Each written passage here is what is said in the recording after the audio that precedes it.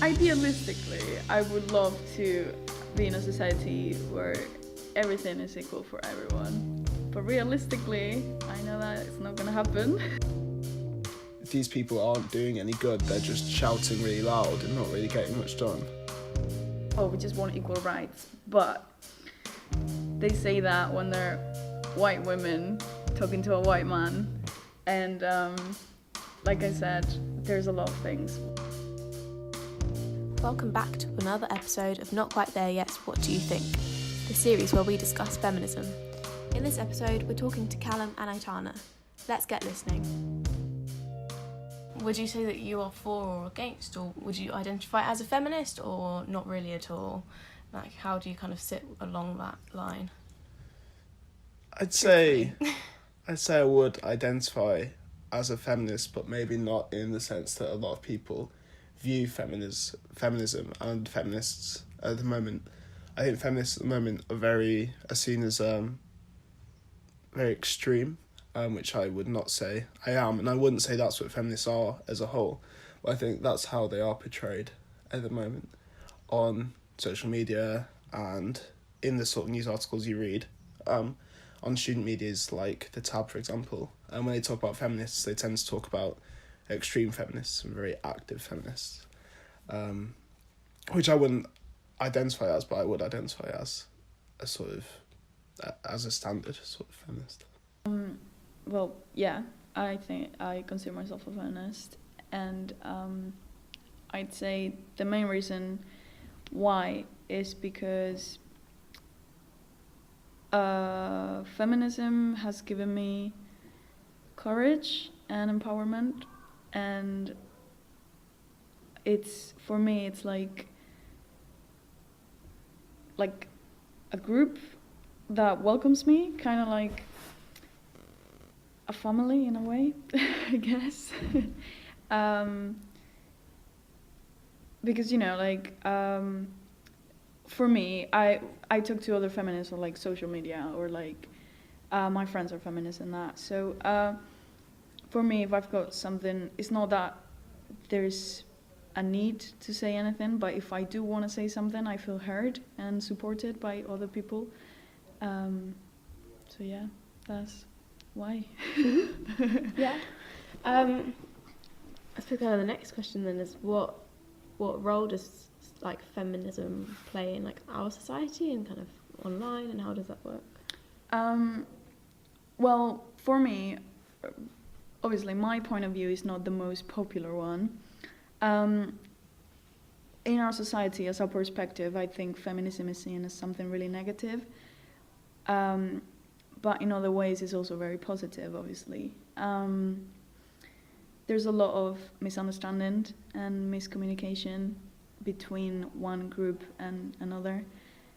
And in today's society, I'd say that feminism is only looking for what it's been looking for the last 100 years, or since it's been around, it's just been looking for the same things, just in different situations.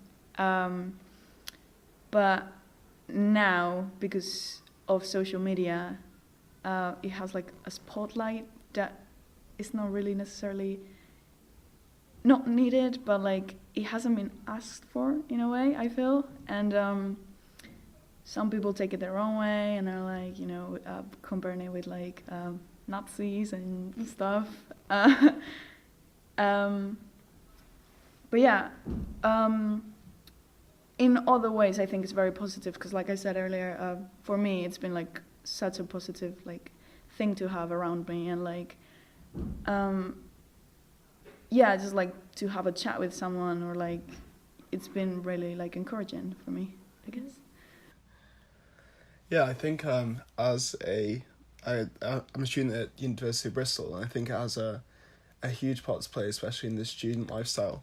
There's a lot of discussion, I'd say daily discussion in my social groups, whether it be at home with my housemates, or whether it be at university during lectures.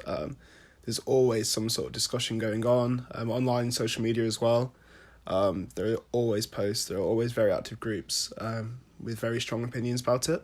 In So I am an engineering student. In our department, we do have sort of women in engineering groups that have been set up to sort of encourage female involvement in STEM subjects. So they'll go into schools and they'll go into colleges and just try and promote sort of women in engineering. And there are a lot of bursaries aimed specifically at women in engineering. I remember when I was applying to university, I did notice there was a lot of sort of scholarships, a lot of schemes that were only available to women, just to increase participation in the subject. Because at the moment, I would say, at least for my course, it's definitely at least 85% male, which obviously, I mean, theoretically, it should be 50-50. Now, why is that? I'm not sure. I guess historically, engineering isn't a very... It's quite a manly thing to do. That's how it's seen, which I don't really know why. I guess the sort of historical view of is people, mechanics, like repairing cars. But, you know, that's... First of all, that's not what engineering is. But, yeah, I think we need to move away from that sort of view. And yeah, I think having the inequality the other way and having these scholarships that are only accessible to women is a good way to do it. Surprisingly, with both sides of the sort of the story, so people with very strong opinions for feminism, like a lot of feminists that I'm friends with, but there are also a surprising number of people that seem to be quite against the movement. Mm-hmm. Why do you think that is? Why do you think that feminism is portrayed to be so extreme? I think you just do get very, very, very active people for the movement, which is great because you need those people to keep the movement going and to like create conversation. But people on the other side of the aisle will always take these people as exemplar feminists and say, well, these people aren't doing any good, they're just shouting really loud and not really getting much done. So then the other side will say, well, they're not after equality, they're not after balancing the books, they're trying to shift it the other way, which is an argument that I've heard before. And I don't think that's true. I think you have to have a period of inequality in the other way to bring equality in the future. Because if you just have a balance sheet now, then the inequality that stands at the moment will always stand, because you need to have inequality the other way to sort of, to balance the books. I mean, how do you feel about that? Because obviously, for you, that's putting you at a disadvantage, at least for a short while. And theoretically, yeah. I don't think it would be a major disadvantage. I can't see it having like a major player in my life. I think it just means giving more opportunities to women, and maybe if there are two people with identical sort of skill sets, identical experience, maybe you should choose the woman instead of the man if it's a role that traditionally has been male dominated, like finance or engineering, for example. I suppose maybe moving on from that, do you think there's any advantages for men for having feminism at all? Or is it very much for women? And also, who does it include? Who does it benefit? Are there advantages for men from feminism? I've never really thought about it. Because you just mentioned like breaking down stereotypes. Like, does that at all benefit men? Like, obviously you see now people, men who are more openly looking in appearance wise, like how do you think as like a straight boy? At the end of the day, I think increasing the diversity of anything in any way is always going to be a good thing, because you get other people's viewpoints in. You're going to get better ideas, new ideas. I mean, if I go back to engineering, for example, think of all the different ways technology could have advanced and would have advanced if there was increase female participation, because at the end of the day, men and women think differently. So I think definitely in something creative, it is hugely beneficial to have both sides. But that's the same with anything. Like, you should always have as wider knowledge set and skill set and knowledge pool as possible. So I think, yeah, it is beneficial to everyone, men included, for the feminist movement to be successful and for equality to be established and maintained. Does feminism benefit men at all? I think it definitely does. It's something that I frequently argue about with men in my family. For example, my dad. I do think feminism does benefit men because feminism not only talks about issues, women issues, but it talks about toxic masculinity and how patriarchy affects men as well. And, you know, this whole idea of men don't have emotions and you can't cry and the only thing you can do is be strong and work. Feminism talks about that, at least from my point of view, it does. And I think that it will not benefit men in terms of economy or place in society, but it will definitely benefit men in terms of mental health and support in terms of emotion, I guess. But yeah. I suppose why do you think that there's these miscommunications, and why does that kind of this idea that feminism is such a negative thing? That's a good question.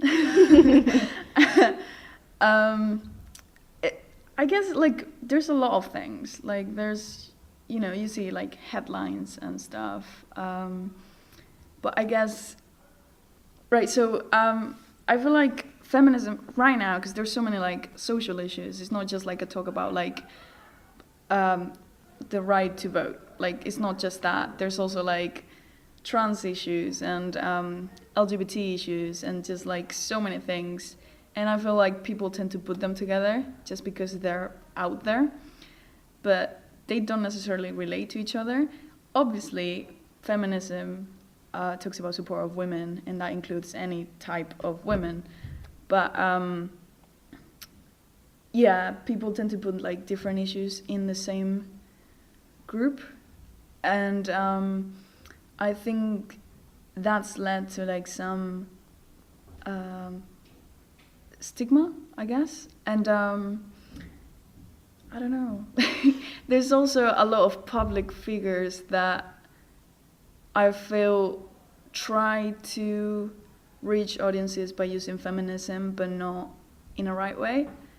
And many of them just focus on the standard point that feminism, like, right, so in my opinion, feminism has a lot of, like, layers. And some people only reach the first layer and they're like, okay, I'm done, that's it, I'm a feminist. But in a society, the society that we live in is racist, is homophobic, is, like, transphobic, and I think that some people don't take into account that there's different needs for different women. And some people just say, I'm a feminist because I support women. But some people don't understand that, you know, Black women have different needs and different, like, they need different support to white women and lesbians and trans women. So I feel like to simplify it, I think there's two main reasons why it's considered negative. One is from representation, and because people don't really make any more research than what they see on, like, headlines and stuff. And the other one, because they just see the surface of it and not what is, like, the bulk underneath. And because there's a lot more issues than just women, you know? Mm-hmm. Yeah. Yeah, no, I think that's fair. I remember back in Spain during the summer with my friends, talking about abortion, because in Spain they were trying to make it illegal. And I remember we had such different views. Like, it was me and two other girls against the rest of the group. And we thought it was so crazy that people, and they were mostly boys, would say that women are not allowed to get an abortion. And this was like 5 years ago, 6 years ago. And I just remember like going back home that night and just thinking, wow, like people have weird opinions.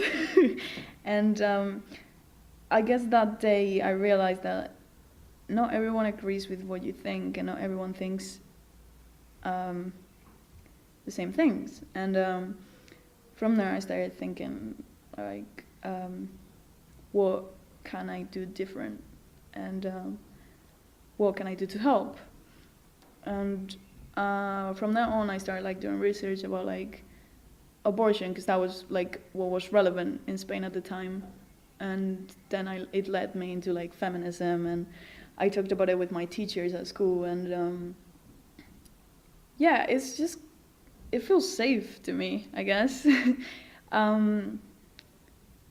Yeah, because at home as well I was going through a rough time, and then I talked about it with my teachers. And yeah, I think it's a safe place for women, for anyone really. Like, if you're open to understand and learn, and open to listen to other people, I think that it's a safe place for anyone really. It's quite special, yeah. Would you say there's any like real striking differences between kind of like societies in the UK versus Spain in that sense?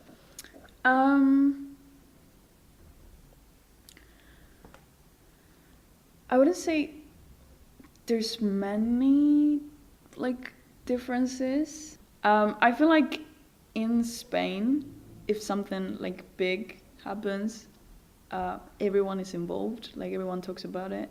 And I feel like here, if something big happens, some people are scared of saying stuff because of morals and not getting into arguments. In Spain, you just tell what you think, and you get into a fight, you get into an argument, that's what happens. But yeah, I guess we're more politically open in Spain than here. Like, we discuss stuff openly, not caring if we get into an argument in like the next 5 minutes. But in regards of societies, I'd say they're pretty much the same. Is there any examples of things, because obviously you said that you are kind of like a feminist, is there any examples of things that you disagree with that feminists have done in the past? Yeah, so I remember a couple of years back, we had a guest speaker coming in to do a lecture at the university called Milo Yiannopoulos, who is quite a controversial figure.